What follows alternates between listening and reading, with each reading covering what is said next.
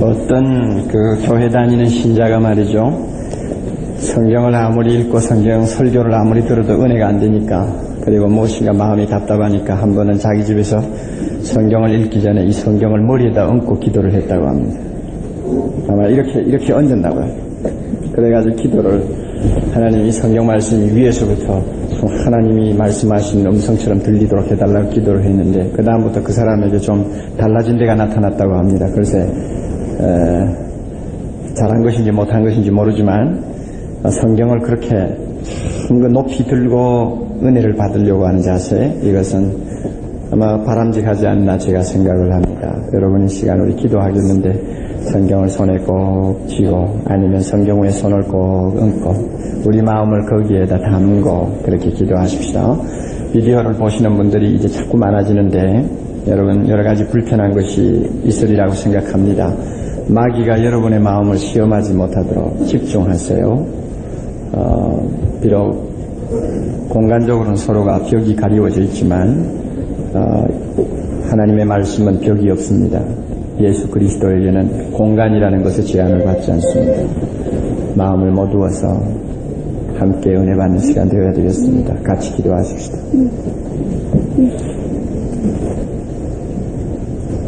사실은 전혀 안 나오나요? 우리 모두가 하나님의 거룩한 보좌 앞에 나와서 마음을 열고 기다립니다. 주님 은혜를 주시옵소서. 우리 은혜 받아야 살 수 있습니다. 세상에 여러 가지 영화와 돈과 권세와 지위, 또 아름다운 집, 행복한 가정, 이것저것 우리가 다 조금씩은 맛보고 삽니다마는 이것 가지고는 우리가 살 수 없다는 것을 다시 한번 뼈저리게 느낍니다. 주여 우리를 영광스러운 주의 은혜의 보좌 앞으로 인도해 주시옵소서. 우리 모두가 은혜 안에서 새로워지게 하시고 충만해지게 하시고 넘치는 주의 은혜 앞에 기뻐 뛰노는 우리의 영혼이 되기를 기도합니다. 부족한 종은 감추어 주시옵소서. 추악하고 더러운 것임을 주님이 아시오니 오직 주께서 이 강단에 서셔서 말씀해 주옵소서. 예수님 이름으로 기도드리옵나이다. 아멘. 우리는 지금 석양이 붉게 물들어가는 저녁 무렵에 엠마오라고 하는 마을을 향해서 걸어가고 있는 두 행인을 눈앞에 두고 있습니다.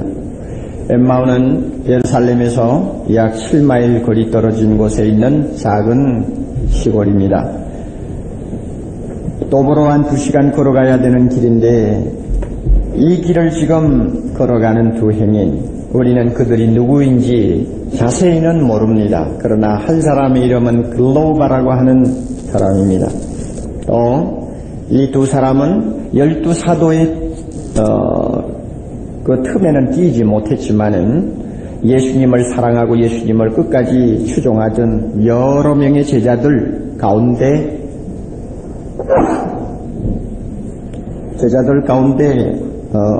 섞여 있었던 사람이 아니었나 생각을 합니다. 어떤 사람은 이 두 사람을 부부라고 해석하는 분도 있습니다. 왜 그런가 하면 엠마오에 그들이 도착하자마자 그들이 들어가서 유숙할 수 있는 집을 갖고 있었던 것을 보아서 이 두 사람은 부부였을 것이다, 이렇게 추측을 합니다. 우리가 그들의 신분에 대해서는 정확하게 알 수는 없습니다만은 한 가지 분명한 사실은 그들이 은혜를 받지 아니하면 살 수 없는 사람들이다 하는 점입니다. 저는 엠마오로 걸어가는 이 두 사람을 가만히 마음에 그려보면서 은혜 안 받으면 죽어, 은혜 안 받으면 죽을 사람이야, 은혜를 꼭 받아야 돼 하는 생각이 저에게 들었습니다. 이 가운데 교회를 나와 앉으신 분들 모두가 아름다운 하나님의 자녀인 줄을 분명히 압니다마는, 그러나 여러분 중에서도 지금 현재 내가 서 있는 현장이 엠마오로 가고 있는 도상일 수도 있습니다. 여러분들도 은혜를 안 받으면 살 수 없는 존재인지도 모릅니다. 주님이 아시죠? 제가 이제 몇 가지를 여러분들에게 제시하겠습니다. 엠마오로 가는 두 제자에게 나타나는 몇 가지 문제점, 은혜 안 받으면 죽을 수밖에 없는 문제점 말이죠. 이것을 세 가지를 먼저 제가 말씀드립니다. 여러분 자신이 그들이 갖고 있는 공통점, 그들이 갖고 있는 문제점 갖고 있지 않는지, 내 안에 그런 문제가 없는지 한번 살피시기를 바랍니다. 우선 첫째로 우리가 먼저 생각할 부분은 그들은 3년 동안 예수님을 따라다녔지만은 그 따라다니면서 가지고 있던 희망이 산산 조각이 났던 사람들입니다. 21절 우리가 보면 그들이 뭐라고 합니까? 우리는 이 사람이 이스라엘을 구속할 자라고 바랐노라. 대단한 기대를 갖고 3년 동안 어떤 점에서는 가정도 포기하고 생업도 집어던지고 예수를 따라다녔다고 할 수 있습니다. 온 천지에 불의의 어두움이 가득히 채우고 있는 그 시대에 이제는 한 가닥의 빛이 있다면 예수밖에 없고, 우리가 정말 살 가치와 의미를 발견하려면 예수에게 가는 도리밖에 없다고 생각하고 그들은 예수님을 3년이나 부지런히 따라다녔습니다. 그렇지만 그 예수님이 힘없이 골고다에서 처절하게 십자가에 처형당하는 모습을 목격하는 순간 모든 희망이 물거품처럼 사라지고 좌절을 가슴에 가득히 안고 돌아오는 사람이 되어버린 것입니다.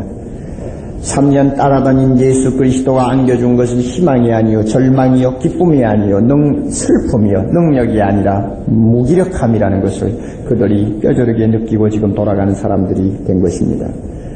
교회 안에 몇십 년을 다니고 몇 년을 다녀도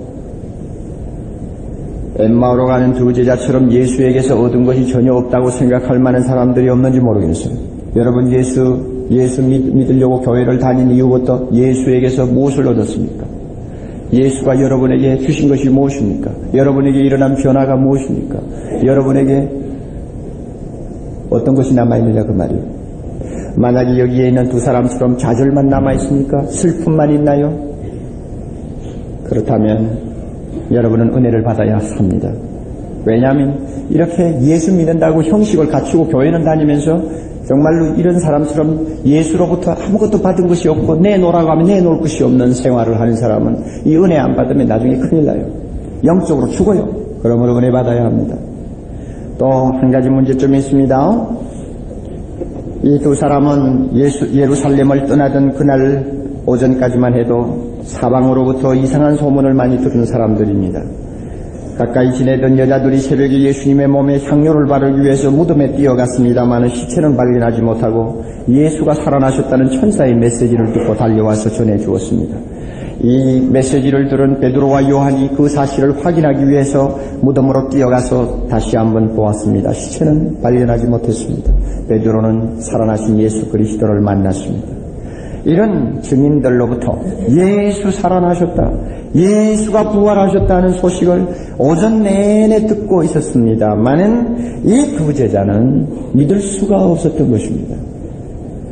많은 사람들이 예수 살았다고 떠드는데 자기는 믿어지지 않는 것입니다. 믿어지지 아니하니까 이제는 시골에나 돌아가서 다시 한번 옛날에 가졌던 생업을 손에 넣고 인생 살아가는 도리밖에 없다 하고는 엠마오를 향해서 가고 있었던 것입니다. 여러분, 우리 중에도 이와 유사한 공통점을 가진 분들이 있습니다.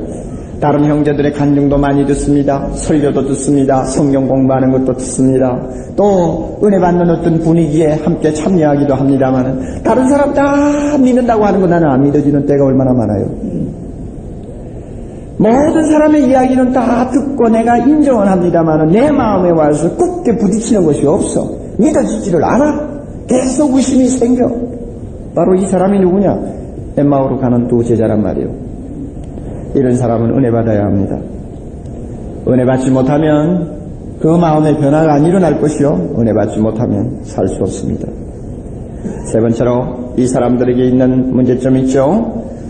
엠마오로 향하던 두 사람은 최근에 예루살렘에서 일어난 정치적인 일들을 생각할 때마다 비애와 분노를 억누를 수가 없었습니다. 하나님을 섬긴다고 하는 유대교회의 지도자들이 어쩌면 그렇게 악한 사람들일까?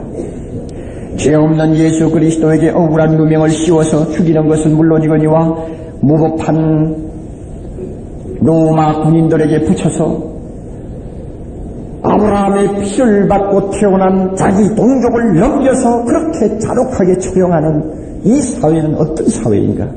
오늘날 사회의 정의는 어디로 갔는가? 이 사회의 양심은 살아있는가? 약자는 설당을 잃어버렸는가? 바른 소리를 하는 사람은 다 이단자인가? 무엇이 하나님을 섬기는 것이며 무엇이 국가를 사랑하는 것인가? 진정한 이웃사랑은 어디 있으며 진정한 양심은 어디 있는가? 이런 갖가지 질문들이 가슴속에 오고 가는 데 대해서 그들은 아무 해답을 얻지 못했습니다. 너무너무 악한 사회를 보고 너무너무 악한 정치계를 보고는 분노를 참지 못한 사람들이었습니다. 게다가 그와 같은 모순투성이의 사회 현상을 보고도 겁이 나서 말 한마디 하지 못하는 나약한 자기 자신들, 오히려 그 어려운 모순을 떠나서 저 한가한 시골에 가서 살겠다고 예루살렘을 빠져나가 도망가는 자기의 그 초라한 모습을 보고 울분을 씻지 못하는 사람들이었습니다. 여러분은 어떻습니까? 사회생활을 하면서 세상이 너무 악한 데 대해서 여러분 가슴에 심한 상처를 안고 있나요? 동시에 이와 같은 사회 현상을 보고도 말 한마디 하지 못하는 비겁한 자기 자신 때문에 울분을 여러분 가슴에 담고 있나요? 이런 사람 은혜 받아야 합니다. 은혜 받지 못하면 말라 죽어요. 이 세상 아무리 여러분 정치 잘해도요, 이상적인 나라는 안 됩니다. 아무리 민주주의가 꽃피어도 이 사회에서 우리가 입는 상처는 끝이 없습니다. 양심, 정의, 공의 아무리 사람이 떠들고 나와도 우리를 만족할 만한 사회는 돌아오지 않습니다. 이런 사회를 보고 울분을 참지 못하고 이 사회를 향해서 무엇인가 바른 말도 하지 못하는 나약한 자기를 보고 여러분 마음속에 안타까움을 느끼는 분들, 은혜 받지 못하면 못 살아요. 은혜 받아야 합니다. 예수밖에 소망이 없기 때문입니다. 세 가지를 제가 말씀드렸어요. 문제점이 무엇입니까? 여러분 문제점이 뭐요? 예수 따라다니다가 실망한 사람들, 예수가 살아났다는 소식을 들어도 믿어지지 않는 사람들, 악한 세상, 무력한 자기를 보고 울분과 고통을 느끼는 사람, 이런 문제점을 가진 사람이 엠마오에 지금 도상에 서 있는 두 제자입니다. 우리는 어떻습니까? 비슷한 문제가 없나요? 비슷한 문제가 있다면 은혜 받아야 합니다. 그러면 결국 우리는 중요한 문제를 질문을 하나 해야 하겠습니다. 도대체 은혜라는 것이 무엇인가 하는 것입니다. 은혜가 무엇이길래 은혜 받아야 된다고 하는 것인가? 제가 은혜가 무엇인지 한 본문을 가지고 너댓 가지를 이야기해 드리죠. 표를 잘 해놓으시고 여러분 나는 이런 은혜 받았는가 한번 물으세요. 32절 첫째 은혜가 무엇이냐? 32절 저희가 서로 말하되, 이제 두 사람이 예수님을 보내놓고 나서 말하는 것입니다. 길에서 우리에게 예수님이 말씀하시고 우리에게 성경을 풀어주실 때에 우리 속에서 마음이 뜨겁지 아니하더냐? 은혜가 무엇입니까? 첫째, 마음이 뜨거워지는 것입니다.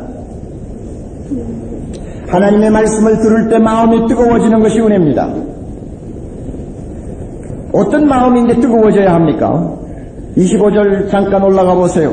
예수님이 두 제자를 책망하는 말씀이 나옵니다. 가라사대 미련하고 선지자들의 말한 모든 것을 그다음 무엇이요? 마음에 더디 믿는 자들이요. 그러니까 이 두 제자의 마음은 더디 믿는 마음이요, 당연히 믿어야 될 것을 잘 안 믿는 마음입니다. 그 이유가 어디 있든지 간에 그들은 믿음에 이르는 속도가 대단히 느립니다. 무엇인가 자기 나름대로 생각을 골똘하게 많이 합니다. 또 신중합니다. 합리적으로 생각합니다. 자기 자신으로는 굉장히 똑똑하고 유능한 것 같이 보이지만 하나님이 보실 때, 주님의 눈에 보실 때는 이거는 더디 믿는 마음이요, 미련한 마음이요, 이거는 굳은 마음이요.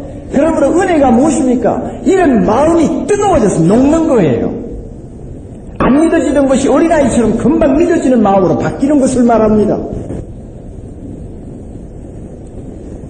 짙은 의심의 안개가 순식간에 사라지고 마음이 활짝 열려 그야말로 하나님이 주시는 놀라운 복음 앞에서 감격하는 뜨거운 마음을 말합니다. 어떤 사람은 실제적으로 가슴에 막 불이 타는 것 같은 체험을 하는 사람도 있어요. 그러나 꼭 그런 체험을 해야 마음이 뜨겁다고 하는 것이 아닙니다. 마음이 뜨겁지 아니하더냐 의심이 가득한 마음이 사라지고 주님을 믿는 마음으로 바뀌는 것을 말합니다. 여러분, 우리 중에 마음이 뜨거워야 될 은혜를 꼭 받아야 할 사람들이 계실 것입니다. 교회를 수년 다녀도 하나님의 말씀을 듣든지 배우든지 하는 동안 도무지 마음에 와서 닿지 아니하는 분 계세요. 은혜 받아야 살아요. 예수 믿으면서 이런 은혜도 모르고 성경 들고 다니지 마세요. 하나님의 말씀은 그렇게 무력한 종이 조각인 줄 아십니까? 천만에요. 하나님의 말씀은 사람의 마음을 뜨겁게 하는 놀라운 능력 갖고 있어요. 은혜 받아야 됩니다. 이런 은혜 받아야 여러분이 살아요. 또 은혜가 무엇입니까? 은혜가 무엇이냐? 자, 28절 잠깐 봅니다. 저희의 가는 손에 가까이 가매 예수는 더 가려 하는 것처럼 행동을 하셨죠. 그러니까 29절, 이 두 사람이 어떻게 했습니까? 강권하여 가로되 우리와 함께 유하사이다 하고는 집으로 모셔서 그날 밤 같이 지내기로 했습니다. 은혜가 뭔지 알아요? 우직하게 매달리는 것이 은혜입니다. 지금 이 사람들이 예수님을 집으로 모실 때는 예수님인 줄 몰랐어요. 그러나 길에 오면서 그들이 자기들에게 성경 말씀을 풀어주고 해석해주고 가르쳐줄 때 많은 은혜를 받았단 말이에요. 가슴이 뜨거워지는 것을 체험했단 말입니다. 아, 이만한 은혜를 우리에게 주는 사람, 이만큼 성경을 정말로 명료하게 해석해주는 분이라면 우리는 놓치서는 안 된다. 하룻밤이라도 함께 더 있자.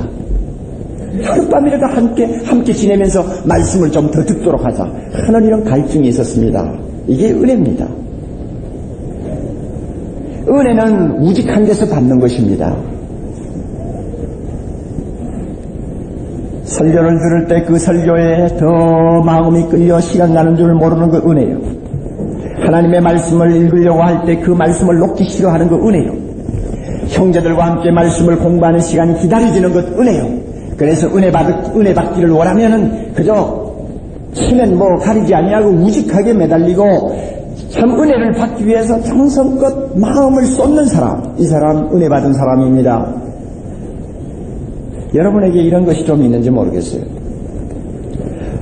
제가 지난 주간에 부산의 수영록교에서 집회를 며칠 했습니다.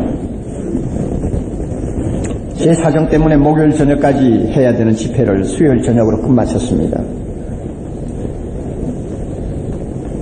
그 교회는 건물이 그렇게 신통하지를 않아요. 그래서 에어컨 장치가 잘 안 돼 있어서 무척 더웠습니다.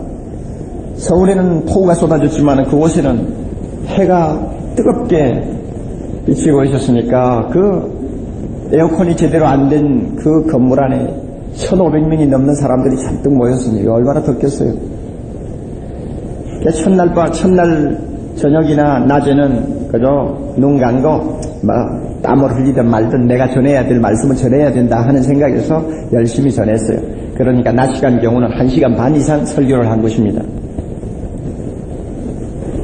둘째 날 낮입니다. 마지막 날 시간인데 강단에서 가만히 내려다보니 이렇게 땀을 닦는 거예요. 전부 다 더워가지고.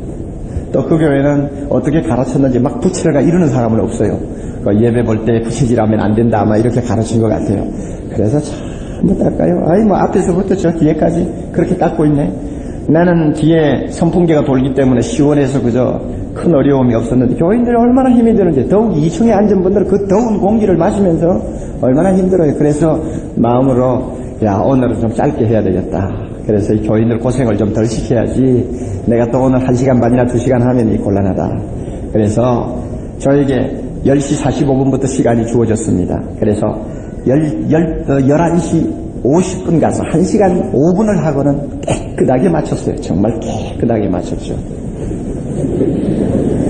그리고는 찬송을 부르고 기도하고 이제 강단에서 내려오는데 그 교회 담임 목사님은 꼭 앞에 있는 성가대 속에 앉아서 설교를 들으시대요. 내려오는데 교인들 다 보고 있는데 나를 막 눈으로 크게 보더니 그냥 나무라는 거예요. 아니 부흥회도 하루 줄여가지고 말이지 이틀만 하고 내려가는 사람이 설교를 좀 하면 교인들을 좀 더 오래 가르쳐야지. 적어도 2시간, 3시간은 가르쳐야 될 거 아니요. 왜 1시간만 하고 내려옵니까? 그러는 법이 어디 있어요? 나중에 나와가지고는 너무 얄팍하게 그러지 마시오. 교인들이 그렇게 은혜 받았다고 하는데 1시간이 뭐요? 어휴, 세상에. 여러분, 저는 집회를 다녀도 설교를 하고 내려오면 감사합니다는 목사는 봐도 이렇게 면전에 대놓고 막 욕을 하는 목사를 생전 처음 봤어요. 그래서 제가 마음으로요, 이 목사 정말 참 존경해야 될 목사구나. 제가 그랬습니다. 양떼들이 얼마나 은혜를 사모하는 것을 알기 때문에 땀이 흐르든지 옷이 젖든지 그거 보지 말고 영원히 살아야 하니까 말씀 전해야 된다는 거예요. 우직하게 전해야 되고 우직하게 앉아서 은혜를 받으려고 해야 하나님의 역사가 나타난다는 것입니다. 그 의견에는 저는 공감합니다. 오늘 우리는 어떤 면에는 너무 꾀가 많고 간사해서 은혜를 못 받아요. 사랑의 교회같이 이렇게 에어컨이 잘 나오고 시원하고 더욱이 땅속에 굴속에 들어가 앉았으니까 여러분 땅 위에 있는 사람보다도 얼마나 좋은 분위기에서 예배를 봅니까? 게다가 또 1시간이 넘으면 안 되니까 설교 시간 어떻게 하든지 맞추려고 목사가 그저 신경을 곤두세우고 그렇게 해서 짤막하게 맞춰주고 또 저는 원래 짤막하진 않습니다만 그래도 좀 어느 정도 맞춰주고 여러분 땀 흐르기 전에 돌려보내고 이러면 참 좋지요. 그러나 사실은 말이죠. 은혜라는 것은 그렇게 편한 가운데서는 잘 받지를 못합니다. 강남에 있는 중산층 또 그런 데로 좀 산다고 하는 분들이 좀 우직하게 은혜를 받지 못하는 이 여러 가지 손해를 앞으로 어떻게 메꿀지 모르겠습니다. 여러분 은혜는 어떻게 받는지 알아요? 우직하게 받는 거예요. 두 제자처럼 저녁이지만 막 그냥 사람 끌고 들어가서 오늘 밤도 좀 같이 있어 주십시오 하고 끌어들이는 이런 우직함이 있어야 돼요. 설교를 들을 때도 그렇고 말씀을 볼 때도 그렇고 여러분 기도를 할 때도 그렇고 형제들과 모였을 때도 그렇고 좀 우직하게 매달리는 무엇이 있어야 됩니다. 이게 은혜입니다. 만약에 여러분에게 언제 끝나나 하고 있으면 이 사람은 은혜 없는 사람이요. 아직 은혜 못 받은 사람이요. 이 사람은 정말 은혜 안 받으면 죽을 사람이요. 성경을 보고 한 장 보고 나면은 허리가 뒤틀리고 아프고 여러분 벌써 은혜 없는 사람입니다. 기도를 하고 나면 3분 하고 나면 할 말이 없어가지고 안 일어나면 못 베기는 거. 여러분 이것은 은혜 없는 사람이요. 그래가지고 어떻게 우리가 영적으로 이 험한 세상을 싸워 이깁니까? 이마에 땀이 흘러도 허리가 아프도 밤이 늦어도 아무리 바쁜 일이 기다려도 내가 영적으로 살겠냐면 이 세상 감당하지 못한다. 내가 은혜 받지 못하면 내 영혼이 병들고 죽으면 나는 사람 무시를 못한다. 하나님 앞에 설 때 부끄러움을 당할 수밖에 없다 하는 이 우직한 마음을 갖고 매달려야 돼요. 이게 은혜입니다. 여러분에게 매달리는 자세가 있나요? 은혜 받은 사람이요.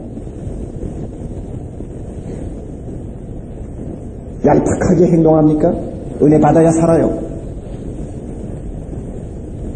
또 은혜가 무엇입니까? 은혜가 뭐냐 말입니다. 31절, 30절부터 봅시다. 저희와 함께 음식 잡수실 때에 예수님이 들어가 음식 같이 잡수시는데 이건 성만찬이 아니에요. 그냥 저녁 식사, 평범한 저녁 식사입니다.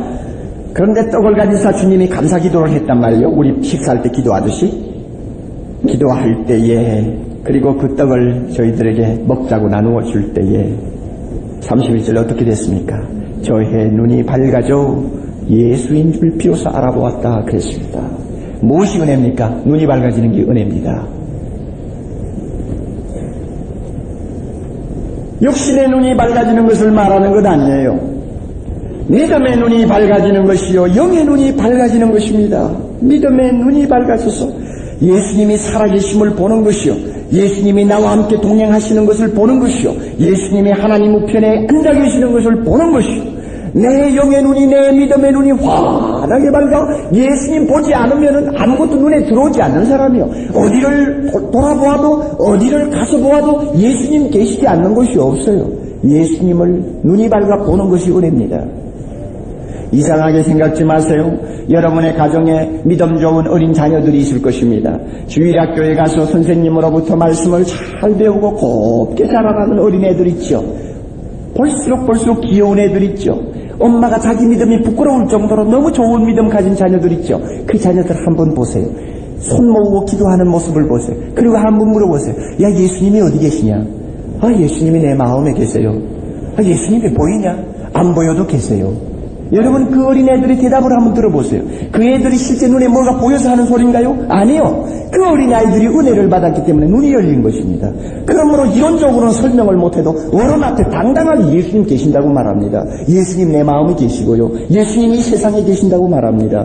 이 은혜 받은 사람입니다. 여러분에게 이 눈이 열려 있습니까? 오늘도 이 강단에서 예수님 말씀 증거하는 거 여러분이 아시나요? 오늘도 여러분의 마음속에 계시는 예수님을 보나요? 이 교회에 계시는 예수님을 여러분이 믿음의 눈으로 보고 찬송하나요? 여러분이 고통하고 괴로워하고 몸부림치는 어두운 방 주님이 여러분과 함께 계시는 것을 눈으로 봅니까? 은혜 받은 사람입니다. 그러나 안 보입니까? 은혜 받아야 삽니다. 은혜라는 것은 눈이 열리는 것입니다. 또 하나 은혜가 무엇입니까? 33절 예수님 만나고 나서 이 두 사람은 그 시로 일어나서 어디를 갔나요? 예루살렘으로 돌아갔습니다. 그리고 35절 두 사람도 길에서 된 일과 예수께서 떡을 떼심으로 자기들에게 알려주신 것을 말하더라. 무엇이 은혜입니까? 엠마오에 가만히 앉아있을 수가 없어서 예루살렘으로 뛰어가는 게 은혜요. 예수를 만나기 전에는, 은혜를 받기 전에는 엠마오에 가야 된다고 생각했고 엠마오에서 이제는 앞으로 어떻게 살 것인가를 계획하려고 생각했습니다마는 예수 만나고 예수 보고 마음이 뜨거워지자마자 이대로 가만히 앉아있을 수가 없어요. 왜? 자기들이 떠날 때만 해도 예루살렘에는 예수 살아나셨다는 것을 믿지 아니하는 사람들이 수두룩하다는 것을 보아왔거든요. 문 잠가놓고 들어앉아서 울고 두려워하고 밖을 나가지 못하는 아주 비겁한 제자들을 그대로 눈으로 보고 떠난 사람들이요. 자, 그런데 예수님이 살아난 이 마당에 이 예수 살아계시는 것을 그들에게 알려주지 않고 어떻게 그날 밤을 엠마오에서 보낸단 말입니까? 아무리 밤이 깊어졌고 올라가는 시간도 2시간이 기다립니다마는 그거 다 상관하지 않냐고 두 사람이 밤길을 헤치고 2시간을 달려가서 예루살렘에 있는 사람들에게 예수 살아나셨다, 우리는 예수를 보았다, 만났다 하고 전하지 아니하면 못 견디는 마음의 충동을 가지고 있었습니다. 그래서 예루살렘을 향해 다른 바퀴를 친 것입니다. 무엇이 은혜입니까? 예수 모르는 사람을 보고는 가만히 못 있는 사람이 은혜 받은 사람입니다. 예수를 믿지 못하고 세상에서 날마다 상처 입고 고통하는 사람 보면 가만히 앉아있지 못해서 달려가는 것이 은혜입니다. 여러분에게 이런 은혜가 있는가 자신을 한번 물어보세요. 4가지를 정리했습니다. 무엇이 은혜입니까? 마음이 뜨거워지는 것이 은혜요. 무엇이 은혜입니까? 우직하게 매달리는 것이 은혜요. 무엇이 은혜입니까? 눈이 열리는 것이 은혜요. 무엇이 은혜입니까? 예루살렘으로 달려가는 것이 은혜요. 이게 은혜입니다. 은혜를 여러분이 복잡하게 해석하지 마세요. 자, 여러분, 만약 나에게 이런 사건, 이런 은혜만 있어서 나에게 분명히 이런 은혜 받은 증거가 드러난다면 여러분, 내가 얼마나 대단한 사람이 되겠어요? 한번 생각해 보세요. 그러니 은혜 받아야 산다는 것입니다. 그러면 여러분, 은혜가 그런 것이라면 어떻게 해야 은혜를 받을 수 있습니까? 어떻게 해야 이런 은혜를 받나요? 대답은 하나입니다. 예수님의 방법대로 해야 은혜 받습니다. 그것이 가장 안전한 길입니다. 예수님의 방법요? 예수님의 방법을 한번 보십시다. 27절이 아주 대표적입니다.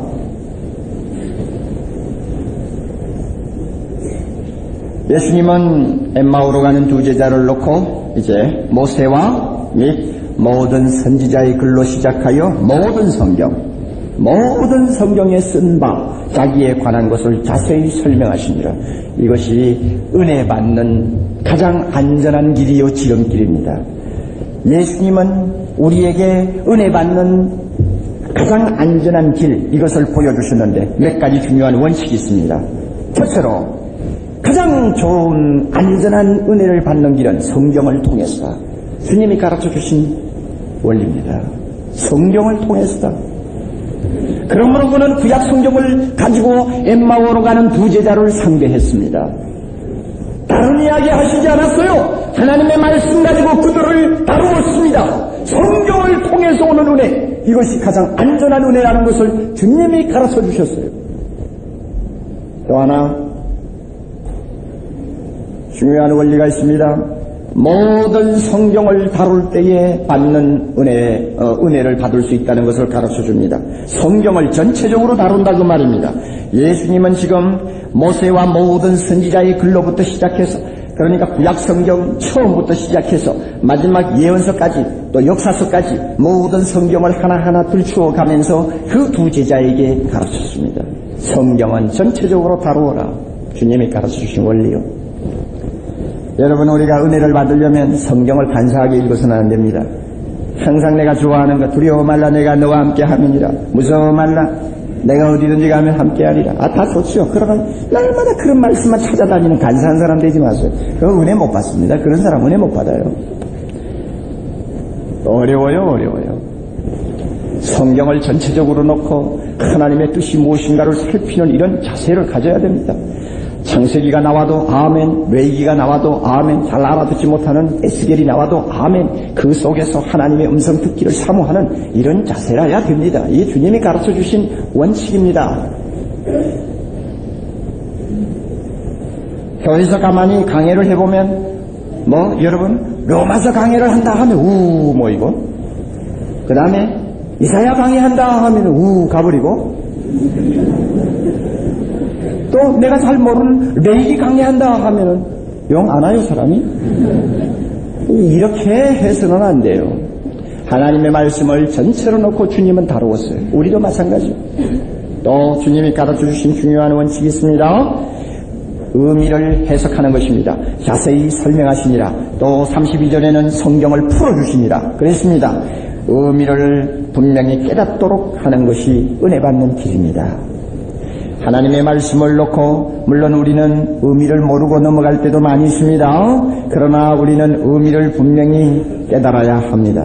성경을 우리가 읽으면서 읽는 그때마다 항상 모든 뜻이 다 깨우쳐진다고 생각하는 그것은 자기 기만입니다. 그러나 우리는 하나님의 말씀의 의미를 알려고 노력을 해야 합니다. 그것을 위해서 주님께서는 교회에 교역자들을 주셨고, 여러분 주변에는 믿음이 좋은 선배들을 주셨고, 다락방 신장을 주셨고, 주일학교 교사들을 주셨고, 여러분에게 귀한 일꾼들을 옆에 주셨습니다. 그러므로 그들을 통해서 의미를 깨닫고 또 하나님의 뜻을 발견할 수 있도록 성령께서 도와주십니다. 이것이 은혜 받는 길입니다. 물론 공부하지 못하고 무식한 시골 사람들은 성경을 들고 읽는 것만으로 은혜를 많이 받습니다. 어떤 경우에는 성경을 거꾸로 들고 읽어도 은혜를 받고 할렐루야 하는 사람들이 있습니다. 그러나 이것은 무식한 사람을 다룰 때에는 하나님이 그런 식으로도 은혜를 주십니다마는, 공부께나 한 사람을 다룰 때는 하나님께서 무식한 사람에게 주시던 은혜를 주지 않습니다. 이게 하나님의 방법이요. 공부한 사람에는 공부한 사람대로 하나님이 다룹니다. 공부를 한 사람들이 성경을 체계적으로 공부하고 그 말씀을 깊이 있게 이해하려고 하지 않고 시골 사람들처럼 몇 줄 읽고 은혜 받으려고 하는 그런 얄팍한 생각을 가지면 주님께서 은혜 안 줍니다. 여러분 그 점을 알아야 됩니다.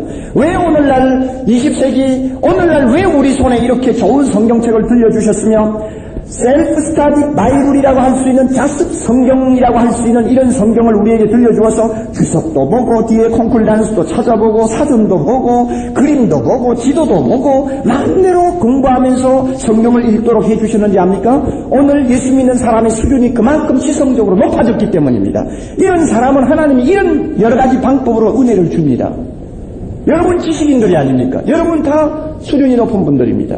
그러므로 수준 높은 사람답게 하나님의 말씀을 깨달으려고 노력을 해야 합니다. 그럴 때 은혜가 옵니다. 또 하나 주님이 가르쳐 주신 원칙이 있습니다. 함께 말씀을 나눌 때 은혜를 받는다는 것입니다. 예수님은 부활하셔서 한 사람이 있는 자리에 나타나신 예는 불과 2-3건밖에 없습니다. 대부분이 예수님이 나타나신 자리는 여러 제자들이 같이 있는 자리입니다. 엠마오로 가는 도상에도 마찬가지요. 2 제자가 걸어갈 때 주님이 나타나셔서 이제는 그들과 함께 말씀을 가지고 서로 나누었습니다.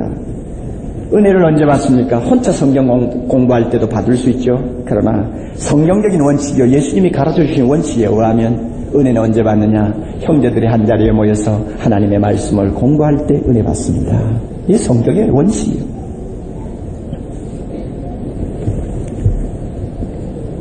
그러므로 여러분, 우리가 은혜를 받아야 사는데 어떻게 받을 것이냐? 예수님이 가르쳐주신 방법대로 하자, 그것입니다.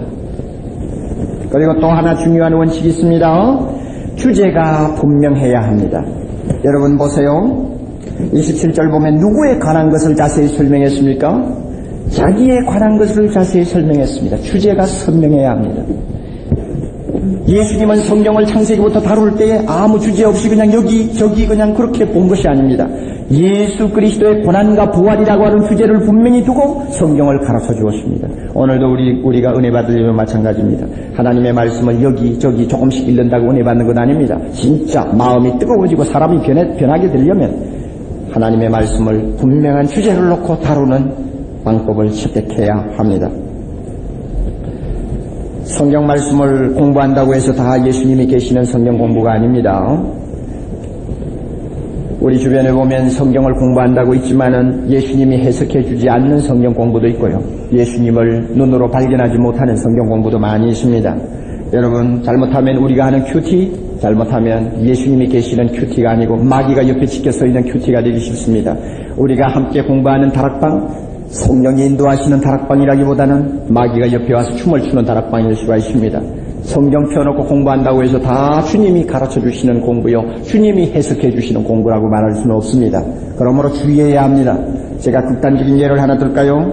어떤 형제로부터 제가 들은 이야기입니다. 좀 신신한 물을 먹은 사람들이 모여서 성경 공부를 한답시고 앉아서 공부를 합니다. 그런데 그때의 그 성경 공부하는 내용이 뭐냐면은 하나님이 먹지 말라고 한 선악과를 아담 하와가 따먹었다는 창세기 내용입니다. 그래서 자연히 성경 공부를 하면서 토론의 주제가 뭐냐면 왜 하나님께서는 아담과 하와가 선악과 따먹은 데 대해서 그렇게 노발대발 하셨느냐 하는 것입니다.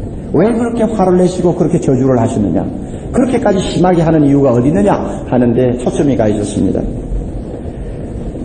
거기에 있는 형제들이 이런 말 저런 말 자기가 깨달은 대로 다 이야기를 하는데 결론적으로 모여진 해석은 뭐냐면 하나님이 그렇게 노발대발한 이유는 아담과 하와가 남의 사유재산을 건드렸기 때문이다. 선악과 나무는 하나님에게 속한 사유재산인데 건방지게 아담과 하와가 그 사유재산을 허락도 없이 건드렸기 때문이다. 그러므로 하나님이 그렇게 노발대발하셨다. 여러분, 이런 자리에 예수님이 계신다고 생각합니까? 이런 성경 공부에 예수님이 우리에게 뜻을 알려주는 시간이라고 생각합니까? 그렇지 않습니다. 우리가 은혜를 받기 위해서는 하나님 말씀 앞으로 오는 길밖에 없습니다. 이것이 예수님이 가르쳐 주신 방법입니다. 여러분, 은혜를 받기 위해서 여러분 여러 가지 길을 찾을 수는 있을 것입니다. 그러나 꼭 기억하십시오. 성경을 통해서 은혜 받는 것을 제쳐놓고 은혜 받으려고 뛰어다니는 사람, 대단히 위험하다는 것을 다시 한번 경고합니다. 하나님의 말씀은 옆에 제쳐놓고 하나님의 말씀을 공부하고 그 속에서 주님이 가르쳐 주시는 의미를 깨닫고 그 속에서 은혜 받는 것보다도 무엇인가 다른 방법을 통해서 은혜 받겠다고 이리 우왕 저리 우왕 하는 사람, 대단히 위험합니다. 해보세요. 한번 어떤 은혜를 받나 구경 좀 합시다. 사랑의 교회 여러분이 처음 들어오면 좀 냉랭하다 하는 생각이 드는 분도 계실 거예요. 왜 좀 손뼉을 치고 할렐루야 하고 좀 굴리고 안 하나, 좀 뜨겁게 하지를 않나. 아마 여러분 그렇게 생각할지 모릅니다. 못해서 안 하는 줄 알아요. 나도 춤 잘 춘다고요. 얼마든지 할 수 있어요, 여러분. 하면 하는 거지 왜 못해요. 그러나 안 하는 이유가 뭡니까? 주님이 가르쳐 주신 가장 은혜 받는 안전한 길은 하나님의 말씀 앞에서 은혜 받는 것입니다. 제가 최근에 읽은 어떤 대담을 쓴 어떤 무게 있는 글인데요. 거기에 보니, 그래서 제가 이렇게 번역을 해도 될지 모르겠어요. 영적 친밀감과 성적 친밀감. 이 스피리추얼하고 섹슈얼하고 하는 것입니다. 이 영적 친밀감과 성적 친밀감이라고 하는 주제를 놓고 아주 유명한 기독교 학자가 대담을 나누는 내용입니다. 그런데 여기에서 제가 쇼크를 먹었어요. 뭐냐면은 미국에서는 젊은 애들이 그 열정적으로 하는 부흥 집회에 많이 따라다니는 경향이 있습니다. 왜 따라다니느냐? 그런데 거기에 대담하는 분이 진단을 이렇게 합니다.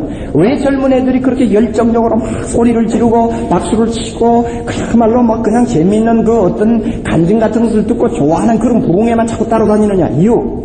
거기에 가면 여자를 낳기가 쉽고 남자를 낳기가 쉬워서 그렇다. 무슨 소린가 했죠. 그런데 이 사람이 그렇게 근거 없는 말을 하는 것이 아니에요. 그는 심리학자입니다.